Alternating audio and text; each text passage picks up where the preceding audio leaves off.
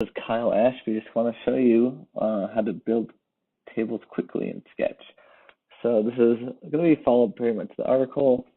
I heard someone wanted a video, and I thought this would actually be a great opportunity to start because I'd like to do more videos like this in the future. This will be slightly different than the article because there's been some updates to Sketch, so it'll be more up to date, but you'll kind of get the gist of it if you do read the article. Now let's get started. So let's start with the column header. So we'll start with the background. I usually do a background just kind of show like where the clickable area would be, and also give it basically some space when we actually create the symbol. So let's create the header. So this is going to be the column header.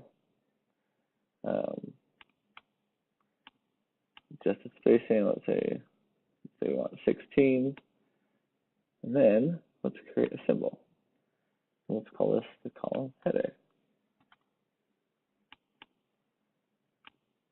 So on this text, we kind of give it a little lighter gray to de-emphasize it a little bit, and then let's add that same gray. I'll pull from here. You hit Command Control C. You'll actually hit the color picker to change the size. Let's do a kind of a thicker line down here. So now it's 2, which I think is perfect. So now when we want to adjust the resizing features, you can select all and deselect the top as far as pinning, and then fix the size. For the header, how I usually do text is I'll actually expand it to where I was at. So I want 16 basically margin on each side, and I'll adjust pin the sides to each other. You can fix that if you want, but not necessary. If you wanted to do to be able to have two levels here, then you could. You don't have to fix height. You just have to change the setting and alignment in the center, so that when you do go over, it'll actually adjust. So I'll show you here. Let's say vertex that would be on another line. So then it would jump to another line and still have some alignment there. So let's call this first one, call it name, and let's create a new symbol. This one will be the cell. So call this one cell. So let's add this font, make it a little more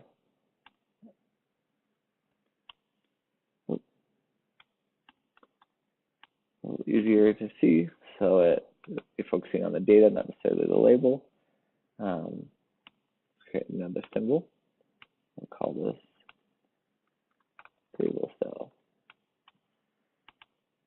Here, we can have a background and have it just adjust on all sides, which we'll do. Let's make it slightly lighter gray. So now we got a lighter table cell background. Let's create a style. So we'll call this one cell that gray background, and then we'll change that to white, create a new one, call it cell white background. So this will allow you to adjust in your overrides to be able to have lines of that zero type pattern. So now we're going to adjust the width just like we did on the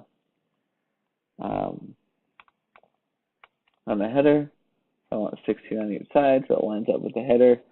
And if you want to go like over or left one, you just hit Command left or right, and it'll adjust the width of whatever item you have selected. So now we're going to tie the width to the sides. And the background, and I just want to make sure they're all pinned to the edges. So now let's go back to here. And this is new to Sketch. When I made the article, they didn't have this little data section. And here they have some pre-populated items. So they have names and cities. And what's nice about this is they can actually pull it in here as well. So one thing that you might also want with the cell text style here. So I have a few here. So that this one is the standard. So let's say we have a link style and a red one for a status. We can now use those in our overrides.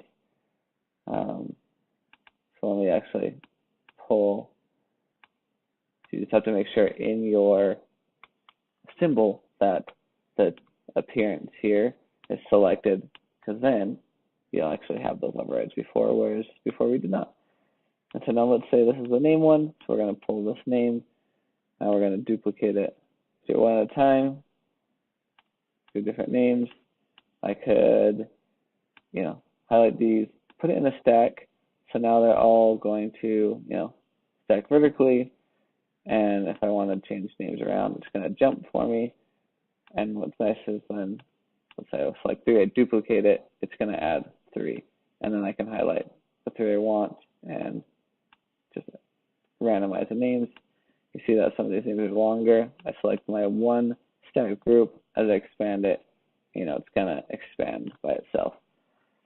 The other way to do this, let's say I wanted to ungroup that. And I wanted 10 rows of this. So let's actually do one that's a phone number, and we'll make this a text. And so you could create a data sheet with phone number, right? And Vision already has this set up. So let's say I want to do a phone number. It's going to override that cell. Then I'm going to change the style to a link. So let's say we're on mobile, and I want to be able to click it. So now, let's say I wanted 10 rows of this. So I could just go to the duplication, vertical, 10 rows, and then you see, so the only thing here is you'll have to, select these, redo the names, and same with this phone. Just select them all, to the phone. So I haven't got this error before, so I think this is a new thing. It looks like once you do it once, it does it with all of them, then you have to cancel through all this. So I haven't ever experienced this before. And it changes the text link style as well. So I have to go back to do that. That's a new bug that introduced recently. So there you kind of have an idea of what this, you can quickly kind of assemble a table. You can add statuses with the red, error if we need to. One way to kind of get some more custom rows. The other thing here, I'll show you what the background looks like. So let's say we're selecting alternate backgrounds. We then gray background, and now we sort of have that alternate zebra striping. So now let's jump into creating one that's even quicker, because when you're showing a mock-up of something, you usually don't need 10 rows of data. You maybe have 3 to 5 examples that you want to show of what's in the data, and so you don't need all those rows. And so what I typically do, so I'm going to ungroup these. And you hit Command-Shift-G, and it'll ungroup it. So I'm going to basically create a row with, I have a 3 and a 5, but let's just do a 5 this time. So here's my 5. Let's adjust names again. Let's do 5 more. Again, this is a little easier. Hit stacked, because then when I duplicate it, it'll adjust. So let's stack this one as well. And then when I stack both of them together, so now I'm stacking these 2 columns. When I select one of the columns, which I can name this one, name column. Name this one phone column. I select the name one, I can adjust it, and it will adjust my phone column, which is really handy. And if you have to have like a specific width, like let's say I only had this much room, what I could do is I could select the whole site group, I could pin it to each side, and then when I actually adjusted this, it'll actually adjust the phone column to that specific width. I usually don't do that. I have done a handful of times, because sometimes it does make the width, like I think the width will be, sometimes, at least before, the width would always have like a point size, it'd be a little off. So usually you don't need that, you kind of know a size, and I'll adjust one column, I'll just the width of this one, and just adjust that as needed. Now that I have this, so what I'll do is I'm going to unstack this group. Now I have this sort of 5-column layout, so I'll just call this, 5-row column. And so now this is what I'm using, and I have these overrides, which is kind of nice. If I wanted to, so I use this even sometimes for like tabular stuff. So I can say, it's Kalashi, I can tab through all the different data. And what's important, so you see that I changed this one up here, I changed the bottom one. On this is important that you, whatever, like, you can call this like cell 1, pull it to the top, so that then I'm going to change these, and the actual overrides, you'll actually see these names and be able to tell which one you're actually changing. So let's see, 4, no. If you hit Command R, it'll actually rename the layer that you have selected. And then there's a header. We'll put this one on the top. So now let's say I do want to put status here, so then I can tab through this data. So this is cell 1. So if I change this to normal, urgent, in progress, new, and then normal. So now you see cell 5, here's that table cell. So now it's not as easy to do the zebra. I mean, you could already put on, so if you wanted to on here, I could just have this background be gray, and then if it's always going to have that background gray if that's my standard table, or if I want to adjust that, then I could go into here and just adjust this cell that I wanted to adjust. So now, so it looks like I'm trying to adjust this row, and it's not working because I haven't set, let's see what I haven't set. So it looks like with each of these, I have a fixed size for some reason that created that. So I actually want to I don't mind the height being fixed, but I do need it just to pin to the edges, so it will adjust as,